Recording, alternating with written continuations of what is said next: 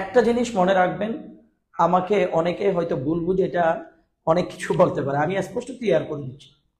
আমি বাংলাদেশ ইসলামী ফ্রন্ট করি, এটা মতিন সাহেবের সংগঠন না, এটা সামাদ সাহেবের সংগঠন না। বাংলাদেশ ইসলামী ফ্রন্ট হচ্ছে আল্লাহ তার রসুলের সংগঠন। আমরা আল্লাহ রসুলের সংগঠন করি। হ্যাঁ, ওনারা আমাদের দলের দায়িত্বশীল প্রধান, এই জন্য আমাদের ওনাদেরকে মানতেই হবে। এটাই হচ্ছে সাংগঠনিক রুলস। হ্যাঁ, আমাদেরকে মানতেই হবে, কারণ এই সংগঠন আমি কোনো ব্যক্তিকে দেখে করা শুরু করিনি। আলহামদুলিল্লাহ, মোটামুটি আল্লাহ তাআলা আমাকে দুটো ডাল ভাত খাওয়ার মতো সুযোগ দিয়েছেন। সংগঠন করে যে আমাকে খেতে হবে এমন কিছু না। কিন্তু সংগঠন কেন করি জানেন? সংগঠন ওই কারণেই করি, আমি কোনো হুজুর কেবলা গৌসুজ্জামান হাফেজ কারি তৈয়ব শাহ রহমতুল্লাহ আলাইহির মুরিদান না, কিংবা আমি ওই তরিকতের ওই দরবারের মুরিদানও আমি না, আমি মাইজ ভান্ডারের মুরিদান। আমার পীর মুর্শিদ সৈয়দ ইমদাদুল হক মিজ ভান্ডারী। আমি এই সংগঠন করি একটা কারণে, সেটা হচ্ছে হুজুর গৌসুজ্জামান হাফেজ কারি তৈয়ব শাহ রহমতুল্লাহ আলাইহি এই সংগঠনকে ইমানি সংগঠন বলেছেন। তো উনি একজন আওলাদ রসুল, আওলাদ রসুলের উপর আল্লাহ খুশি, রসুল খুশি, ওনাদের জবান পবিত্র, ওনারা পবিত্র। ওয়ায়ুতাহহিরুকুম তাতহীরা, আল্লাহ তাআলা ওনাদেরকে নিফাকি থেকে দূর করেছেন, পবিত্র রেখেছেন। আল্লাহর নবীর আওলাদ পবিত্র জবানে যখন একটা সংগঠনকে ইমানি চেতনার ইমানি সংগঠন বলে, ওই সংগঠন আরেকজন আল্লাহর বান্দার জন্য আমি মনে করি ফরজ হয়ে যায় ওই সংগঠনকে সমর্থন করা, ওই সংগঠন করা। তো এই সংগঠন করতে গিয়ে ভুল ত্রুটি হবে, আমার ভুল আছে, আমি একেবারে সব ভুলের ঊর্ধ্বে আমি বলতে পারবো না, ভুল আছে। তাবিদাই যে লেখালেখি করবেন এমন তো হতে পারে না, এটা তো না। যত দল, একটু করে এক্সাম্পল দিয়েছিলাম, যত দল আছে প্রত্যেকটা দলের প্রধান কিন্তু দলের সুজনা লগ্ন থেকে আছে, দলের প্রতিষ্ঠাকালীন থেকে ওই দলের প্রধানরা আছে। এই প্রশ্ন কি ওনাদেরকে করেছিলেন? বন্ধু, আপনি আমাকে বলতে পারেন আপনি ওই দলের দালাল, আমি মেনে নেবো, এটা বললে আমি মেনে নেবো। কেন? আমি দালালি ওই দলেরই করতে পেরেছি আলহামদুলিল্লাহ, অন্য দলের করিনি। কিংবা আমি অন্য দলকে ঘৃণাও করি না, অন্য সুন্নিয়তের আকীদা ভিত্তিক কোনো সংগঠনকে ঘৃণাও করি না। আপনি যদি একজনকে মহাব্বত করে ওনার পক্ষে যদি আপনি আমাকে গালি দিতে পারেন, তো আমি যে সংগঠনটা করি ওই সংগঠনের পক্ষে কি আমি দুটো কথা বলতে পারবো না? এটা কি আমার অধিকার নেই? আচ্ছা, এই জন্য আমি প্রত্যেক ভাইকে বলবো, আল্লাহ রসুলকে সাক্ষী করে বলছি, সুন্নিয়তের আকীদা ভিত্তিক কোনো সংগঠনের বিরুদ্ধে আমি নয়। সব সুন্নি সংগঠনের পক্ষে মতাদর্শ, নীতিগত, সাংগঠনিক কাঠামো বিভিন্ন ক্ষেত্রে বিভিন্নভাবে ভিন্ন ভিন্ন থাকতে পারে, তা বিদায় যে আমি তার বিরোধিতা করব এরকম না। আমরা চাই এই মুহূর্তে আমাদের সমস্ত সুন্নিরা এক জায়গায় আসুক, এক জায়গায় বসুক। আলহামদুলিল্লাহ, প্রক্রিয়া শুরু হয়েছিল, এই প্রক্রিয়া এখনো চলমান। মাঝখান দিয়ে আমরা যারা কি করেছে না করেছে, এখনো কেন এক না দুই, এই ধরনের কথা আমরা যে ভাইগুলো বলি, আমি তাদেরকে বলবো আপনি একটু ধৈর্য ধারণ করুন। যদি সত্যিকার অর্থে সুন্নিকে এক জায়গায় আনলে আপনি খুশি হন, তাইলে ইনশাল্লাহ আপনি যদি একটু সবর করেন, দেখবেন যে ইনশাল্লাহ আল্লাহ তাআলা সুন্নিয়তকে এক জায়গায় আনবে। আরে ভাই, এখানে ভুল বুঝাবুঝির আপনি আমাকে গালি দেওয়ারও কোনো প্রয়োজন নেই, কিংবা আমি আপনাকে ঘৃণা করারও প্রয়োজন নেই। সুন্নিরা তো এক হওয়ার তো টাইম আলহামদুলিল্লাহ এখন অটোমেটিকলি সুন্নিরা এক আছে।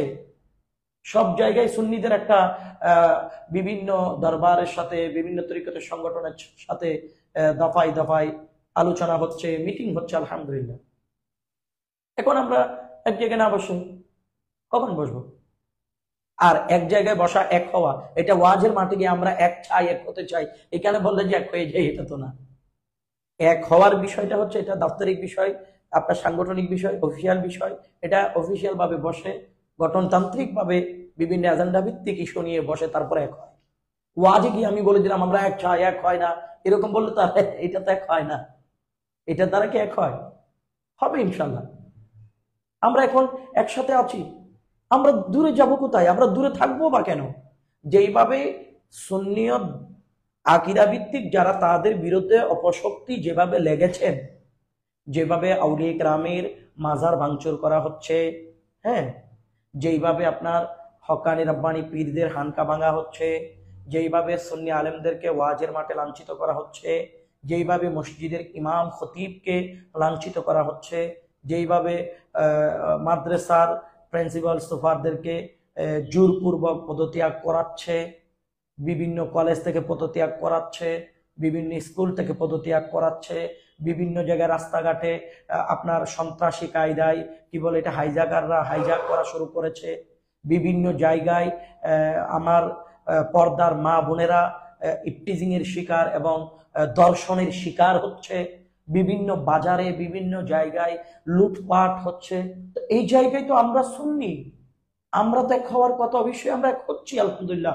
আমাদের একটা ভূমিকা, তরুণ প্রজন্ম, তরুণ উলামা ইকরাম আলহামদুলিল্লাহ এক এক জায়গায় আপন আপন সুন্দর ভূমিকা রেখে কাজ চালিয়ে যাচ্ছে, যে যেখানে পারে, যার সমর্থ যতটুকু। একজন হয়তো এই দলকে ভালোবাসে না, ওই দলকে ভালোবাসতেই পারে, কিন্তু সব দল তো আল্লাহ রসুলকে ভালোবাসে ভাই, সব দল তো গৌসে পাককে ভালোবাসে, সব দল তো গরিবে নওয়াজকে ভালোবাসে। তো ওই ভাইকে ভালো না বাসলে কি আসে আর যায়? এটা নিয়ে আমরা এত বেশি টেনশন করে, এত বেশি উঠা বসা করা বা লেখালেখি করার প্রয়োজন নেই। আমরা মনে করি শান্ত থাকি, শান্তভাবে কাজ করি।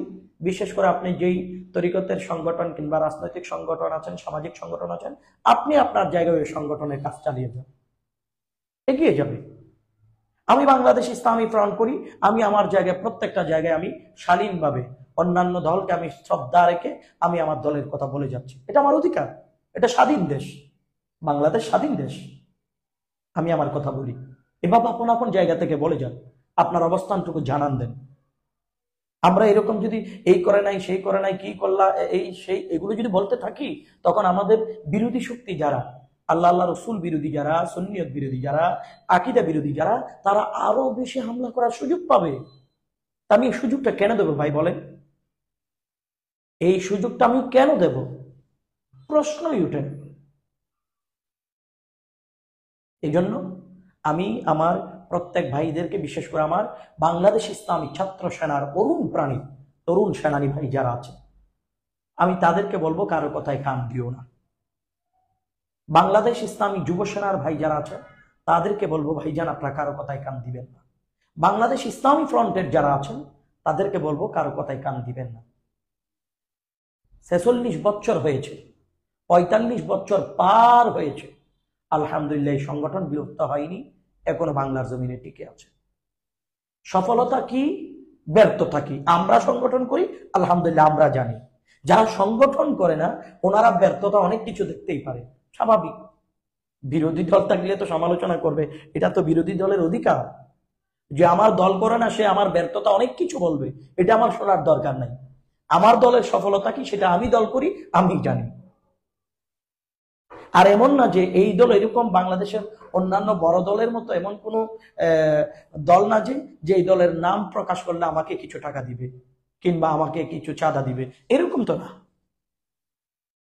এরকম তো না। এটা একটা ইমানি সংগঠন। এই সংগঠনের আমি সকল কর্মী ভাইদেরকে বলবো আপনারা আপন জায়গায় থাকেন। কেউ যদি কিছু লিখে, হয়তো তিনি গঠনমূলকভাবে লিখেছেন, সমালোচনা করেছেন গঠনমূলকভাবে, লিখুক, সমস্যা নেই। আমি ওটা নিয়ে যদি পাগল হয়ে যাই তাহলে আমি আমার নিজস্ব গন্তব্যতে পৌঁছাইতে পারবো না।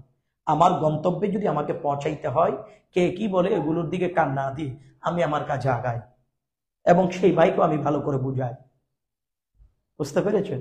আশা করে কোনো প্রকার কি হবে না, সমস্যা হবে না। আমি এই জন্য প্রত্যেকের কাছে অনুরোধ রাখবো, সুন্নিয়তের একটা বিজয় আসছে, এই দেশে সুন্নিয়তের একটি চূড়ান্ত বিজয় হবে ইনশাআল্লাহ। আমরা এক জায়গায় আসি, কারো প্রতি কাদা ছোটাছুটি নয়, সব দলের প্রতি শ্রদ্ধা, সব দলের প্রতি সম্মান, কোনো দলকে ঘৃণা করার উদ্দেশ্য নয়। হ্যাঁ, আমি আমার দল করি, আমার দলের ব্যাপারে আমি নাম উল্লেখ করে ক্লিয়ার করে আমি বলতে পারি, অন্য অন্য দলের বিরুদ্ধে নয়। তা আমি আমার দল করি, আমার দলের পক্ষে আমি বলবো না। অনেকে বলে আপনি এটা বলেন ওইটা বলেন না কেন, ওই দলের কথা বলেন না কেন? তো ওই দল যদি আপনি করেন, ওই দলের কথা আপনি বলেন, আপনি আমাকে বলছেন কেন? আমি তো সম্মান করি, আমি সমালোচনা করি না, আমি ওটার বিরুদ্ধে না। ওই দলটা যদি আপনার পছন্দ হয় তাইলে আমার মতো আপনিও এসে জাতিকে ওই দলের দাওয়াত দেন, সুন্দর ক্লিয়ার। আমি এটা বলেছি ওইটা কেন বলি না, এটা বলে তো আপনি আমার সমালোচনা করার প্রয়োজন নেই। এটা আমি এই দল করি, আমি লিখিত। বাংলাদেশে সূর্যের মতো পরিষ্কার, রাতে আধারে চাঁদের তারকার মতো পরিষ্কার আমি মোহাম্মদ এনাম রেজা বাংলাদেশ ইসলামী ফ্রন্টে আছি। এটা গোপন করার কিছু নেই। এমন না যে কেউ হুমকি দিবে, ধমকি দিবে, কেউ আমাকে প্রাণনাশের হুমকি দিবে, আমি যে সংগঠন ছেড়ে চলে যাব, কিংবা কেউ আমাকে বড় টাকার প্রলোভন দেখিয়ে দিবে আমি যে চলে যাব, এমন কিছু না।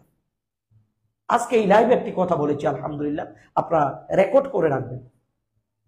আল্লাহ রসুলের দরবারে ওই নিয়োগটা করেছি, মৃত্যু আগ পর্যন্ত যেন এই জায়গা থেকে এক চুল পরিমাণ ভিন্ন পথে যেন না যায়। আল্লাহ যেন যাওয়ার আগে আমার মৃত্যুটা করে দেয়।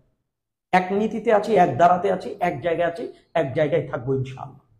এটা আমাদের নীতি, এটা আমাদের আদর্শ। তবে কারো বিরুদ্ধে আমার বলা, এটা আমার অভ্যাস নেই। আলহামদুলিল্লাহ, আল্লাহ রাব্বুল আলামিন যদি কবুল করে, মদিনার রসুল সরকার যদি কবুল করে, আমাদের যত ভিন্ন দল আছে, অন্যান্য তরিকতের সংগঠন আছে, আমরা সব জায়গায় এক জায়গায় আসবো, এটা আমাদের বিশ্বাস। অনেকটা এসে গেছি আলহামদুলিল্লাহ, আসেনি এরকম বলা যাবে না, আরো আসতে পারতাম যদি আমরা ফেসবুকে মন গড়া মন্তব্য যদি করা বাদ দিতাম। আমরা আরো দ্রুত এক জায়গায় এসে বাংলাদেশে একটা বিপ্লব ঘটাইতে পারতাম। এদেশে যদি 16 থেকে 18 কোটি যদি জনগণ থাকে, আপনি এই মুহূর্তে জরিপ চালিয়ে দেখেন, তার মধ্যে 3%, 4%-এর মধ্যে 3% হচ্ছে তরিকত ভিত্তিক সুন্নি মুসলমান, 1% হচ্ছে অন্যরা। 1%। আমাদের সংখ্যা বেশি। আমরা এক জায়গায় দাঁড়াইলে অন্যান্যদের খুঁজেও পাওয়া যাবে না। তো আমরা এক জায়গায় আসতে পারি না কেন? আসতেছি, আসার পথে এসে গেছে অনেকটা, কিন্তু ওই যে একটু 19 আর 20 হলে যে আমরা ফেসবুকে ফতোয়া দেই, একজন আরেকজনের বিরুদ্ধে লেখি, ওটা থেকে যদি আমরা কিছুদিন যদি একটু নীরব থাকতে পারি, তাইলে দেখবেন যে আলহামদুলিল্লাহ অনেকটা কাছাকাছি এসে গেছে। আমরা এটা থেকে যেন একটু দূরে আসি, হুট করে আমরা বলার যেন বন্ধ করি। আর আমি আমাদের বিশেষ করে বাংলাদেশ ইসলামী ছাত্র সেনা, আলহামদুলিল্লাহ, এটা সুন্নিয়তের সংগঠন, সকল সুন্নি মুসলমানের নৈতিক দায়িত্ব এই সংগঠন করা। কি করেছে, সফলতা করত, এটা বলবেন আপনি এই সংগঠনটা 10 বছর করার পরে। আপনি না করে, সাংগঠনিক কোনো কার্যক্রমে না এসে, সাংগঠনিক কোনো কাজ না করে আপনি এটা আপাতত বলবেন না। এটা আমার আপনার প্রতি একটা অনুরোধ থাকবে। করেন, তারপরে ব্যর্থতা দেখলে তারপরে বলেন, অন্য একটা দল করেন, কোনো সমস্যা নেই। আরে ভাই, যেই দলের মধ্যে কোটি কোটি টাকা নাই, কোনো ব্যাংক নাই, বিমা নাই, হাসপাতাল নাই, কিছুই নাই, হ্যাঁ আলহামদুলিল্লাহ, আপনি বলেন, আমি বলি, সবাই নিজের পকেটের টাকা দিয়ে কি সংগঠন করে। তো নিজের পকেটের টাকা দিয়ে সংগঠন করে, এই সংগঠন যদি আলহামদুলিল্লাহ 50 বছরের কাছাকাছি যদি এই দেশে টিকে থাকতে পারে, এটার ব্যর্থতা আপনি দেখলেন কোথায়? আপনি এটার ব্যর্থতা কোন জায়গায় দেখছেন? আমি এত বছর সংগঠন করে আমি ব্যর্থতা দেখি নাই। আপনি সংগঠন না করে ব্যর্থতা কোথায় দেখছেন আমি তো জানি না। আর কথায় কথায় আমরা এক ভাই আরেক ভাইয়ের বিরুদ্ধে লিখি, অমুকে এত টাকা মারি খাইছে, এত টাকা মারি খাইছে। টাকাটাকে এত সহজ বিষয় নাকি? সংগঠন করেন, তারপরেই তো বুঝবেন। সংগঠনের টাকা এই দাও বললে আসে না। সংগঠনের টাকা এটা সংগঠনের সিস্টেম অনুযায়ী মেমো আকারে, রিসিভ আকারে অর্থ সম্পাদকের কাছে ওভাবেই আসে। এটা মন চাইলে যে আরেকজন হেলো মেরে পকেটে ঢুকাই খাইতে পারে এরকম না, এটা সংগঠনের সিস্টেম না। হয়তো আপনি সংগঠন ধারাবাহিক করেন না বিদায় আপনি বলতেই পারেন যে আইসে খাইছে লুটে পটে কোটিপতি হয়ে গেছে, এটা আপনার ধারণা। ভাই শোনেন, বলা অনেক সহজ, মেনে নেওয়া, কষ্ট করে এগিয়ে যাওয়া এটা অনেক কষ্ট, বলাটা অনেক সহজ। এই সংগঠনের প্রতিটা নেতৃবৃন্দকে আমি স্যালুট জানাই, সম্মান করি। কেন জানেন? ওনাদের প্রতি আমার দিনের পর দিন শ্রদ্ধাটা কেন বেড়ে যায় জানেন? যারা এই দেশে অনেক দল আছে, যাদের কোটি কোটি টাকা, যাদের মন্ত্রী মিনিস্টার, যাদেরকে বিভিন্ন জায়গায় গেলে প্রটোকল দেয় পুলিশ প্রশাসন, এইরকম একটা লোভনীয় অফার তাদের যোগ্যতা থাকা সত্ত্বেও তারা না করে 50 বছর ধরে এই সংগঠন নিয়ে যে তারা পড়ে আছে, লুবের আশা না করে, গাড়ির আশা না করে, বাড়ির আশা না করে, মন্ত্রিত্ব টাকার পাহাড়ের আশা না করে, এখনো যে সংগঠন পাহারা দিয়ে 11 জন আল্লাহর নেককার বান্দারা এই সংগঠন প্রতিষ্ঠা করেছিলেন। আল্লামা ওসির রহমানুদ্দিন এই সংগঠন প্রতিষ্ঠার একজন। আমাদের তরুণ বক্তা মাওলানা জৈনুল আবদিন ভাইয়ের আব্বাজান আল্লামা আব্দুল হাই হুজুর এই সংগঠনের প্রতিষ্ঠাতার একজন। আল্লামা এম এ মতিন সাহেব এই সংগঠন বাংলাদেশ ইসলামী ছাত্র সেনার প্রতিষ্ঠাতা একজন। আল্লামা সৌম আব্দুল সামাদ ভাই, উনি এই সংগঠনের প্রতিষ্ঠাতা একজন। আল্লামা এম এ মান্নান সাহেব এই সংগঠনের প্রতিষ্ঠাতা একজন। আলহামদুলিল্লাহ আরো আছেন, আপনারা চিনেন। এই 11 জন আল্লাহর বান্দাদের কষ্টের বিনিময় তাদের ইখলাস ছিল বিদায়। একটা জিনিস মনে রাখবেন ভাই, আর্টিফিশিয়াল জিনিস কিন্তু বেশি দিন টেকসই হয় না। যদি তাদের সেই 1980 সালের 21শে জানুয়ারি তাদের লক্ষ্য উদ্দেশ্য যদি আর্টিফিশিয়াল থাকতো, তাইলে এই দেশে 46 বছর ধরে একটা সংগঠন টিকে থাকতো না। এটাও মনে রাখবেন। হ্যাঁ, আমাদের অনেক দুর্বলতা থাকতে পারে, আমরা অনেক কিছু না বুঝতে পারি, আমাদের টাকা নাই, পয়সা নাই, ব্যর্থতা ভাই বেশরকম সবার থাকে। লাঠি চোটা মারামারি চেয়ার ভাঙাভাঙি অনেক সংগঠনে হয়, একজন আরেকজনকে গুলি করে মেরেও ফেলে। আলহামদুলিল্লাহ এত ব্যর্থতা আমাদের ভিতর নাই, আমাদের আহলে সুন্নাত ওয়াল জামাতের সংগঠনের মধ্যে এত ব্যর্থতা নেই। কথা বুঝতে পেরেছেন? সুতরাং আল্লাহ তাআলা অনেকটা ভালো আমাদেরকে রেখেছেন। যেই হালকা হালকা অল্প 19-20 দেখে আপনি একেবারে রাত দিন ফেসবুকে পক্ষে বিপক্ষে লেখা শুরু করেছেন, এর চেয়ে কোটি কোটি গুণ ব্যর্থতা অন্যান্য দলের মধ্যে আছে। এটা কি আপনি জানেন? আমাকে অনেক জায়গায় প্রশ্ন করে, কি করেছে আপনাদের ইসলামিক ফ্রন্ট, এরকম বলে। তা আমি আমার ভাইকে বলবো, আপনি কি করেছেন? 16 বছর আমরা কিছু করতে পারেন, আপনি কি করেছেন আমাকে একটু বোঝান, আমি একটু আপনার কাছ থেকে শুনতে চাই, আপনি কোন কাজটা করতে পেরেছেন। নিশ্চয় আপনি বলবেন আমি এই কাজটা করেছি। আলহামদুলিল্লাহ, ভালো, আল্লাহ তাআলা আপনাকে ওটাতে সফল করুক। আমরা এটা তো পারি না, হয়তো আপনারা একটু দেরি করছি, আমরাও যেন সফল হতে পারি, দোয়া করেন। তা আপনি জান্নাতে কি একা চলে যাবেন আমাদেরকে ফেলে? আমাদেরকেও নিয়ে যাবেন। আমরা তো ইনসান, আমরা তো মানুষ, আমাদের ভুল থাকতে পারে ভাই, আমাদেরকে নিয়ে যাবেন। আমরা একটা জিনিস কোনো বলয় তৈরি না করে, আমি প্রত্যেকটা ভাইকে প্রত্যেক সংগঠনের ব্যানারের গোড়ায়, শুধু আমার বাংলাদেশ ইসলামী ফ্রন্টের পক্ষ থেকে বলছি না, প্রত্যেক জায়গায় যেগুলো তরিকতের সংগঠন আছে, আমাদের সুন্নিয়তের আরো অনেক সংগঠন আছে, প্রত্যেককে বলবো নিজস্ব বলয় তৈরি না করে সংগঠনের গোলামি করার চেষ্টা করুন। গোলামের দাম অনেক বেশি, মুনিফের চেয়ে গোলামের দাম অনেক বেশি। যে গোলামি করে আল্লাহ তাকে কবুল করে। নিজে নিজে যদি সরদারি নেওয়ার জন্য পাগল হয়ে যান, তাহলে ওটা বেশি দিন টেকসই হয় না, কিন্তু গোলামের দাম থাকে। মুনিফ মাঝে মধ্যে পরিবর্তন হয়, গোলাম কিন্তু পরিবর্তন হয় না। নেতা পরিবর্তন হয়, কর্মী পরিবর্তন হয় না, কর্মী সবসময় থাকে। তো কর্মী থেকে কাজ করার চেষ্টা করুন, দেখবেন ইনশাল্লাহ সফলতা আসবে। তা আমি বিশেষ করে আমাদের ফ্রন্ট, যুব সেনা, ছাত্র সেনার ভাইদেরকে বলবো, কোনো ভাই যদি কিছু মন থেকে ওনার কি বলে মত প্রকাশ করতে গিয়ে কিছু বলে, এটা নিয়ে আমাদের লেখালেখি করার কোনো প্রয়োজন নেই, ওটা নিয়ে আমাদের কথা বলার প্রয়োজন নেই। উনি বলতে পারে, বলো, আমরা আমাদের গতিতে সামনের দিকে আগাইতে থাকবো। আমি পিছনে তাকানোর আমার টাইম নেই, আমি আমার গন্তব্যের জন্য আমি পাগল হয়ে গেলাম। খোদা কি কসম, আমার পুরো বিশ্বাস, আমি একদিন আশা রাখি ইনশাল্লাহ এই বাংলাদেশ ইসলামী ফ্রন্ট, যুব সেনা, ছাত্র সেনার একটি সোনালী সুদিন আসবে ইনশাল্লাহ, একদিন আসবে। অপেক্ষায় থাকেন সুন্নি মুসলমান। যতভাবে যাই বলবেন কেন, বলেন না কেন, একদিন সুদিন আসবে। সেদিন আপনারা দেখবেন বাংলাদেশের উত্তর, দক্ষিণ, পূর্ব, পশ্চিম প্রত্যেকটা প্রান্তরে বাংলাদেশ ইসলামী ফ্রন্ট, যুব সেনা, ছাত্র সেনার বিজয়ের পতাকা উঠবে ইনশাআল্লাহ। সেই দিন সুন্নিরা আফসোস করবে, কেন আমরা এই দল করিনি, আফসোস করবে। পারবেন, আলহামদুলিল্লাহ পারবেন, চেষ্টা করেন, আল্লাহ তাআলা আমাদেরকে সফল করুন। সুন্নিয়তের রাজনৈতিক সংগঠন বাংলাদেশ ইসলামী ফ্রন্টের বর্তমানে ঢাকার জমিনে, মতিঝিলের জমিনে বাংলাদেশ ইসলামী ফ্রন্টের আছে একমাত্র নিজস্ব কার্যালয়। আগামী মাসের 7 তারিখ লাইভ ভিডিওর মাধ্যমে আপনাদেরকে দেখাবো ইনশাআল্লাহ। আল্লাহ তাআলা আমাদেরকে এই পর্যায়ে নিয়ে গেছে। সুতরাং কারো বিরুদ্ধে লেখালেখি না করে মিডলে থাকেন, সবর করেন, সুপরামর্শ দেন, সুন্দর কিছু আসবে। আমরা সুন্নিরা পিছপা হওয়ার জাতি না, আমরা এগিয়ে যাওয়ার জাতি।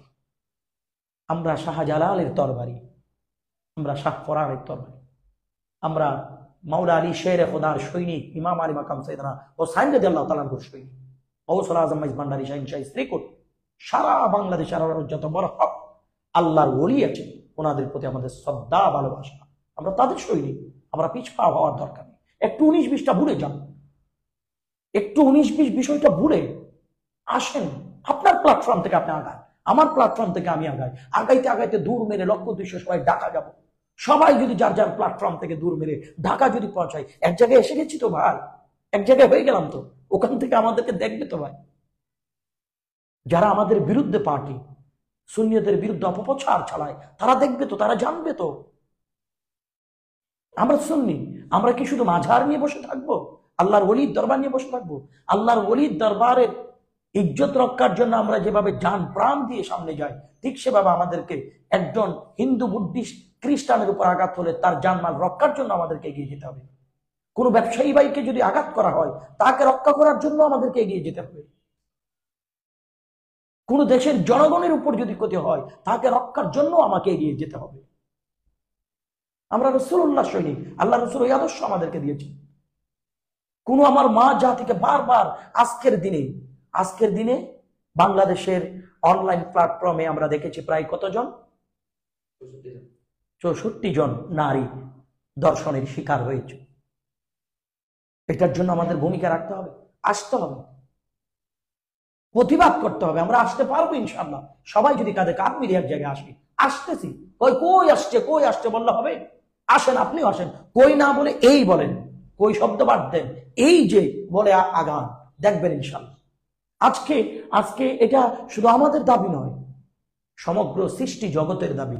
রাখাল নামে যে অন্য ধর্মের একজন নাস্তিক মালাউন ব্যক্তি রাসূল পাক সাল্লাল্লাহু আলাইহি সাল্লামের শানে বেয়াদবি করেছে,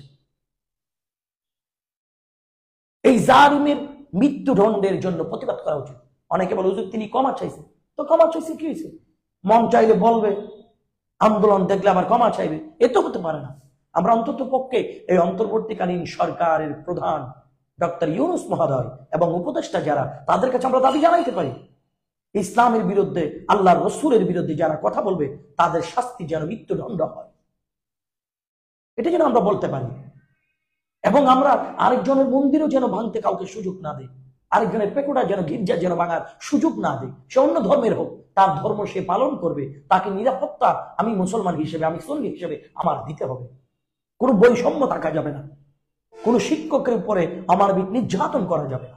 এটার জন্য আমরা সুন্নিরা সচেতন হয়ে আসি। যদি বাংলাদেশের প্রত্যেকটা সুন্নি আলেম উলামা মাঠে ময়দানে একসাথে আমরা যদি বলতে পারি আমরা ইসলামী ফ্রন্ট করি, আমরা যুব সেনা, ছাত্র সেনাকে সমর্থন করি, আপনি আমার কথা রেখে, এই ছোট মানুষটার কথা রেখে আজ থেকে যদি 1 মাস যদি বাংলাদেশের প্রত্যেকটা জায়গায় ইসলামী ফ্রন্ট, যুব সেনা, ছাত্র সেনা এই কথাটা যদি বলেন, দেখবেন ইনশাআল্লাহ এই দেশে সমস্ত মানুষের নজর ওই সংগঠনের দিকে যাবে।